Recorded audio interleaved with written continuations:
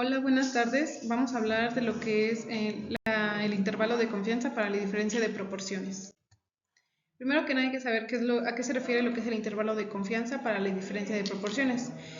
Supongamos que tenemos dos poblaciones distintas, cada una de ellas con proporciones P1 y P2. De la primera población extraemos una muestra de tamaño N1 y calculamos la proporción muestral P1. De la segunda población tomamos una muestra de tamaño N2 y también calculamos la proporción muestral P2. Luego calculamos la diferencia entre las proporciones muestrales P1 menos P2 y se repite la experiencia con todo par de muestras extraídas, donde 1 es la población 1 y la otra es la segunda población. El conjunto de todas esas diferencias entre proporciones halladas forman lo que es la distribución muestral de la diferencia de proporciones, donde el estadístico es P1 y P2.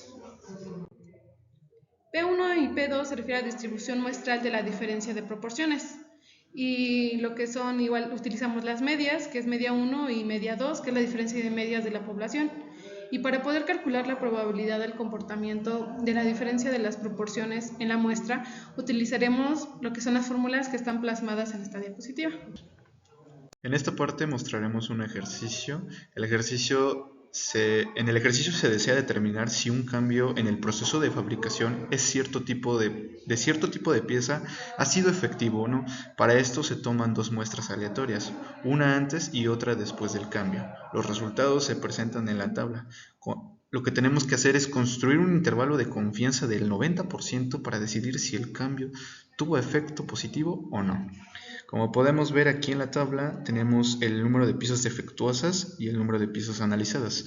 La fórmula que aplicaremos para realizar este ejercicio es la siguiente: P testada 1 menos P testada 2 más menos de Z alfa sobre 2, la raíz de P testada 1 entre paréntesis 1 menos P testada 1, todo esto sobre el límite superior más P testada 2 entre paréntesis 1 menos P testada 2, lo que es la parte inferior, que es sobre N2. Después haremos las siguientes operaciones. De la población 1 tendremos que hacer el cálculo de las 75 piezas defectuosas sobre el número total de piezas analizadas, lo cual nos da un resultado de 0.5. Esto es igual a un 5%. Después en la población 2 tendremos que hacer la misma operación, pero ahora con las 80 piezas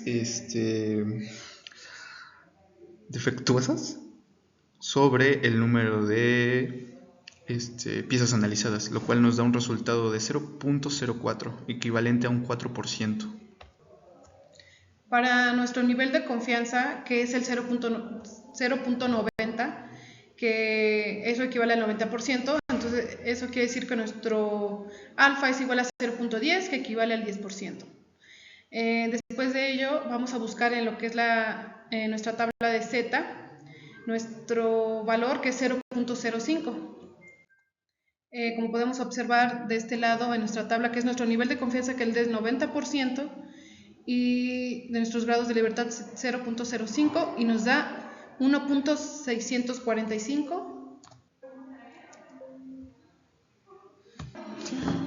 Después hacemos los cálculos sustituyendo en la fórmula que mostramos al inicio, hacemos las cuentas y tenemos un intervalo de confianza del 0.017 y un 0.0217.